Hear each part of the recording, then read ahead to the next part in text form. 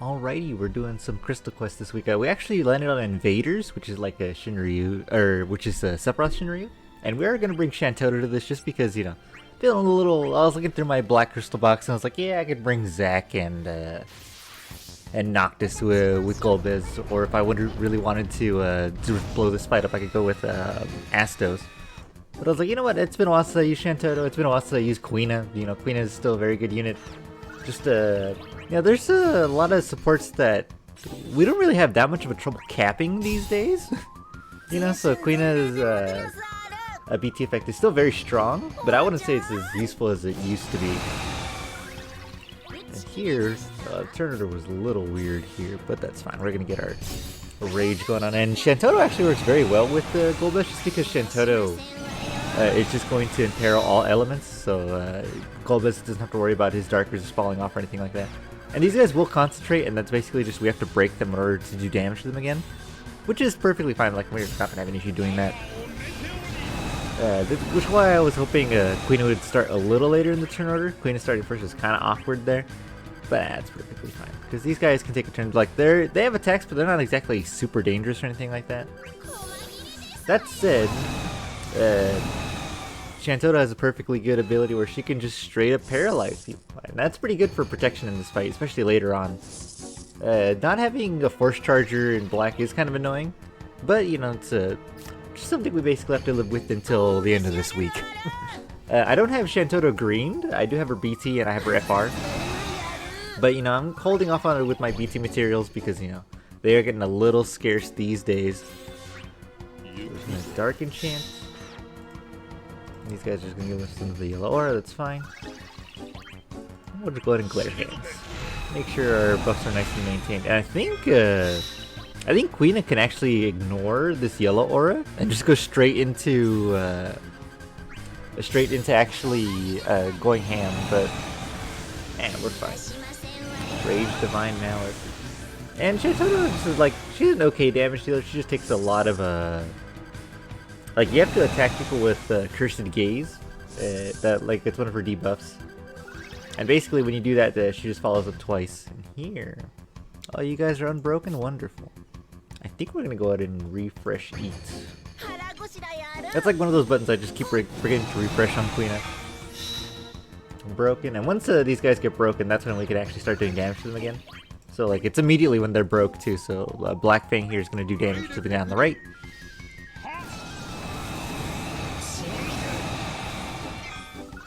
Yeah, but these triggers are fairly annoying, but this is just a bravery attack, nothing we have to really worry about. At least because Shantotto had a turn, otherwise that could have been a little worrisome. And I don't think we have Paralyze on them anymore. I think, yeah, we don't have the Cursed Gaze on them. Wait, do we? Am I crazy? It's a Cursed Gaze. What's the... It's Ruin's Curse, it's Ruin's Curse, that's what it is, okay. So here I think I'm just going to delay them a couple of turns. And they do have triggers later in their HP thresholds where they want to be delayed by 2 turns, or just to get frame debuffs on them, but we're not going to have an issue doing either of those things. So here we're just going to Rage Bio. And during these guys' force time, they're basically just going to they're going to just try and be a menace with their follow-up attacks, but it shouldn't be anything we couldn't handle in all honesty. There's an Limit Glove. And we're getting close to force time, and we're probably gonna want to run Golbez just because you know, having his dark enchant up is gonna be really useful. Speaking of which, I want to refresh this just so I can make sure I have it on. And yeah, we'll get Soul Eater on. We'll get some delays going. Just give ourselves as many turns as we can before force time, because we want to make sure that paralysis is up, so that way when they do take turns, they're not going to be doing anything to us. Because Shantotto's FR can actually refresh that. Yeah, so we'll just go ahead and we'll use another Salvation Sight. It's not a big deal. And she does have an interesting gimmick too, where like her overhead with the Rage, she can actually... and I think we're perfectly fine here, yeah. But she has an interesting gimmick with her overhead where if she goes under 50% HP once, she keeps the overhead forever. So I think there's like some interesting things you could do with that, with the A3 crystal. No, not A3, A6. The one that damages you. I think she's like an interesting candidate for that because she just gets to keep this forever, her rage. And some nice synergy here going on too, where they're just paralyzed and they just have to sit there and take the heat. And that's Quina's LD trap. And it's quite a bit of damage actually. So paralyzed, that's good. And here we're just gonna go straight into force time. And that's like the only annoying thing about not having a force charger, is you kinda have to wait until your force time. And if you don't have everyone force enhance 30, force enhance 50, it does take quite a bit of turns to get there. But that's really the only downside. Outside of that, you know, if you can handle the fight mechanics, there's no real issue. Like this fight is basically, you know, they're still paralyzed, and this will just refresh that. But I do want to keep, because I don't think we could get this done in one force time, unfortunately. I think we have to go for 2. But that's actually not a big deal, just because we have retain, so it's going to go by a lot quicker than it would normally. There's the heat going off. And then they can't act. That's such a nice little combo. Just like you have to just take damage and sit there and watch as you take damage. Here we're just gonna activate some echoes real quick. And Quina's BT effect, you know, is still crazy, where we don't have to worry about having any major support calls in terms of like Brave games or anything like that, because we're just gonna cap. So really we just focus on HP damage up. I forgot what I have on Golbez actually. No, I think it was Dark Knight Cecil call. And here we are gonna go into Golbez BT time. So we're gonna want to just use this real quick. And we did also cancel their force time with Quina, I think, because I think you needed to break them when you force effect. So that's nice. So now we don't have to worry about their follow-ups, because their follow-ups are kind of dangerous if you can't deal with it. And here we're actually just going to EX. And doing it twice with Quina's effect, you know, just maxing out her damage. It's not too bad. It's not too bad. She's a little dated, but, you know, that's fine. She's a little old. And we'll probably go into Golbez BT time here, just so when we come out we could pop summon for maximum damage. And they still have 1 turn left of paralysis, so even if we come out we should be perfectly fine for anything that's in our way. So we'll start off with what we usually start off with, the glare hands. I'm so used to the Golbez BT time now. He's such a fun character to run. I like running Golbez. Just a cool damage dealer. 15 million with 10 splash. That's actually very good. Here we're just gonna go for Black Fang. And I like doing Black Fang before EX because Black Fang I think is technically weaker because this is split HP damage. It's like 9 HP attacks, but it's split between the two. So I think Twin Meteor actually ends up doing more in the long run. Because this is full HP attack. And we don't have to worry about having low bravery here. Yeah, you see we're going to cap because of Quina's BT effect. And Bagoosh, 32 million launch. With 24 splash. Yeah, fucking... Golbez is a monster, he's so good. Which is Rising Wave. 27 million here. Murderous Intent. We have to delay him 2 turns, but honestly we can just, we have the paralysis on, and we can kind of keep that on throughout the rest of the fight now. Like, we're not in any real danger. Delay 2 or more times. So we'll just go ahead and get our FR, and this is going to finish off our BT time. And really this fight's going to take 2 BT times just because, you know, we're not bringing the most updated units in Shantotto and Quina. But they can still, you know, hold their own for the most part. We don't need the most updated units to clear this. And it's just nice to stretch out the box a little bit. I'm like, oh yeah, that's right, I have the... I forgot I had Shantotto's kit at all. I was like, oh yeah. We only have her Force Enhance 13 though, and I'm probably going to keep her that way. Just because, you know, Force Enhancement points are getting a little sketchy. I'm not sure how much more I want to actually use. And they do have 1 more turn of paralysis. I'm thinking if I want to actually use our summon here. I think we do. It's just a lot of damage. Then we upgraded, what's his face? So we got his stuff gone. So here I think our highest attack is Rage Arrow single target, because this is like 10 HP attacks. You know what? I think I'm going to do the rage arrow.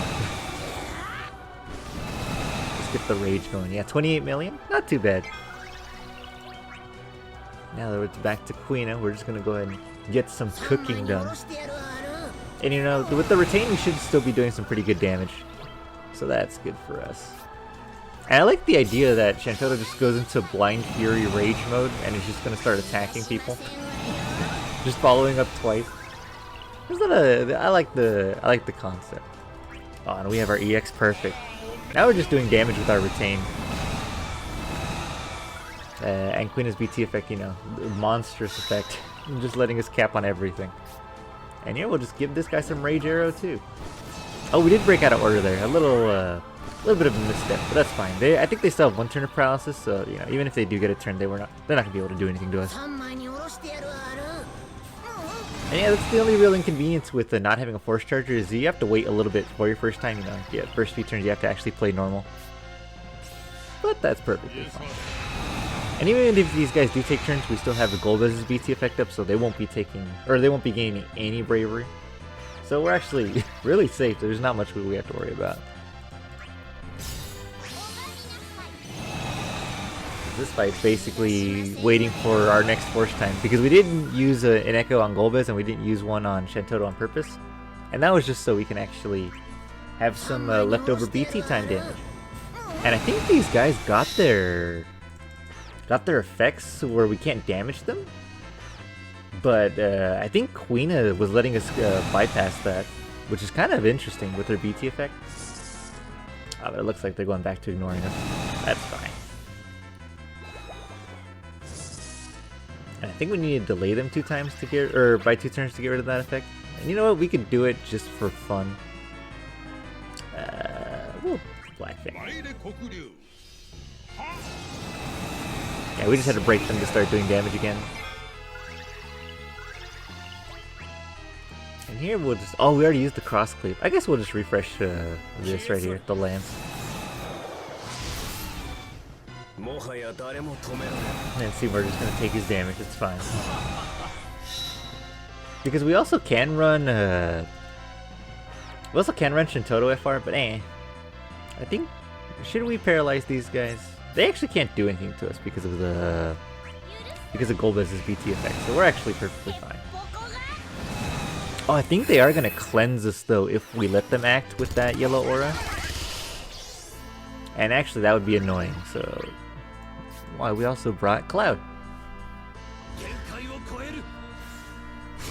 Get a 2 turn.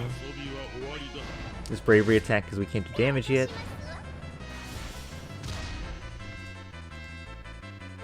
Yeah, calm down, relax, stupid birds. And here I think we just refresh our LD. Or our LD debuff, I should say. Yeah, and this fight should basically be over because now we just have to go into FR time once more. And that'll basically... Well, we're not going to do any damage with it, but who really cares? Let's see if we could wait for them to unbreak real quick.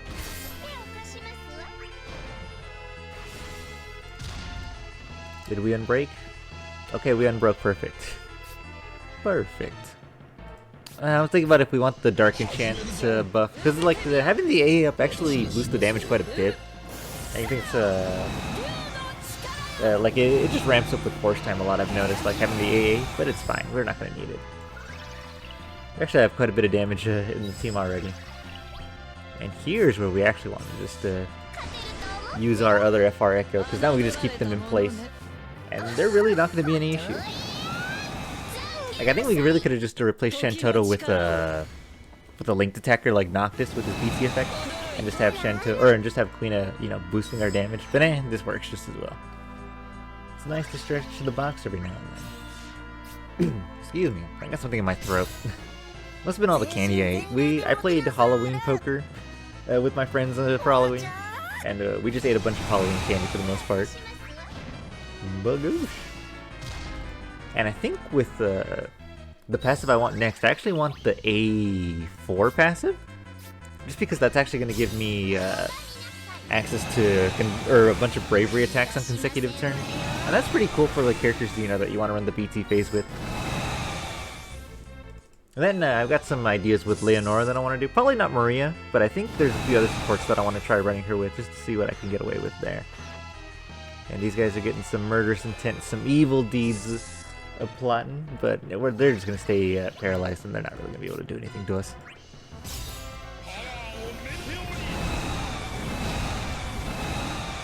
Man, Golbez is so satisfying. I just love doing his damage. Yeah, like it is a higher turn count because we couldn't really force charge, but whatever, it's fine. And here, I guess we just frog drop plus because we are at 10 frog stacks, and I think that's when it's at its strongest. Yeah, to get rainbow damage.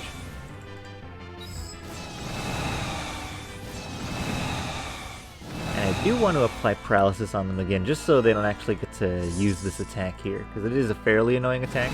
It just kind of cleanses your buffs.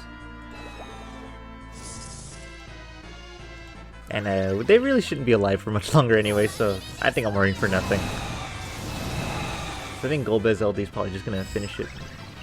Maybe not here, but in his next attack for sure. Or maybe here, because Mustard Bomb's going to proc. Yeah, that's the fight basically.